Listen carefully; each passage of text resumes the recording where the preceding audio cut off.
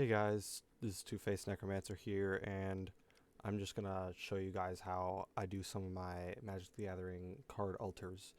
Uh, you can see I'm running Card Conjure. I'm actually running it locally off of my machine because they took the website down, which I won't go into how to do that, but uh, I will show you how I do my alts specifically, which has some Photoshop elements to it. So the first thing you're going to want to do is obviously find a card that you want to make an alt of. Here we go. Just load up your card, and it won't load any. It'll just load the art and text. And so what I do is I remove the art. I remove the set symbol too. You could leave that if you want. Doesn't really matter. And then I also remove the artist here. So once you have just the text, what you're going to want to do is find whatever frame you want. I usually go to showcase frames for most of mine. And in this one, I'm going to grab the Zendikar. Let's see here. There should be, yeah, Zendikar Rising. And there's a few different options, but I'm going to go with this one. And I actually want to do no border on it, so I'm just going to add everything except for that. And then I'll go through and find the closed title, closed crown, and the power and toughness. After you do that, go through, edit sizes of everything. I think that looks pretty good. Okay, so then you have the whole frame of your card set up.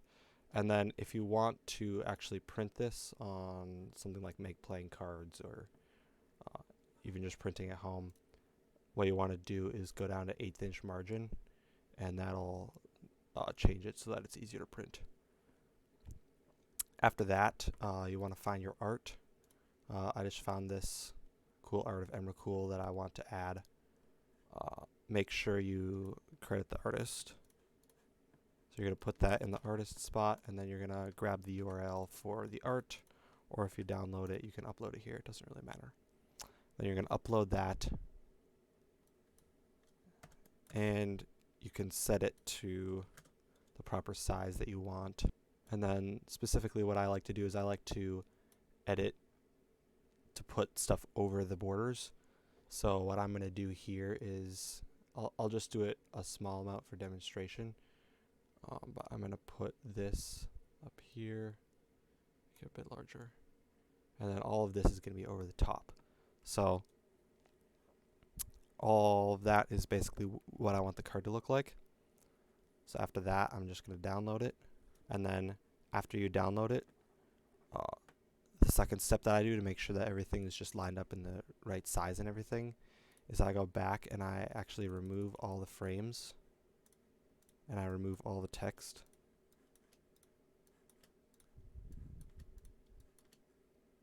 All that's gone. Leave that. That's fine. Then I download it again. This one's just going to be unnamed. And then that's all the art. So then after that, I bring up GIMP. Okay, so now you can see we're over in GIMP, or any Photoshop program should really work. But you can see I've got both my art and the art with the frame, and they're both lined up perfectly to each other. So what we're going to do is we're going to go over to just the art, and what we're going to find wherever it is that we want to be on top. We're just going to grab this lasso tool, and we're just going to go along the edge here.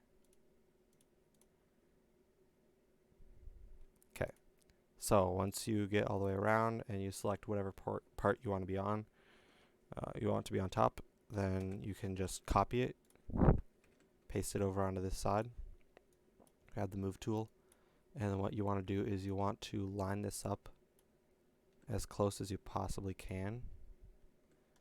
And then you right click over here and then do 2 new layer. So you can see this just goes over the top. Looks pretty cool. There's another step that I do to make it look much more realistic is when I go over here, I duplicate the layer, make the top one invisible, and then the second layer down, I go over to colors and then hue chroma, and I set the chroma and lightness down, make it basically black, and then I change the opacity to kind of make it look like a shadow. And if I offset this a bit, you can see it kind of looks like it's casting a shadow.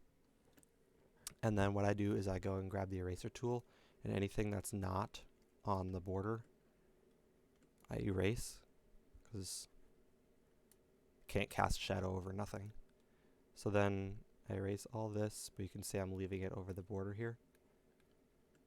All this gets erased. All this obviously gets erased. This doesn't look right here. So we remove all that. And now you can see this whole portion is like over the text.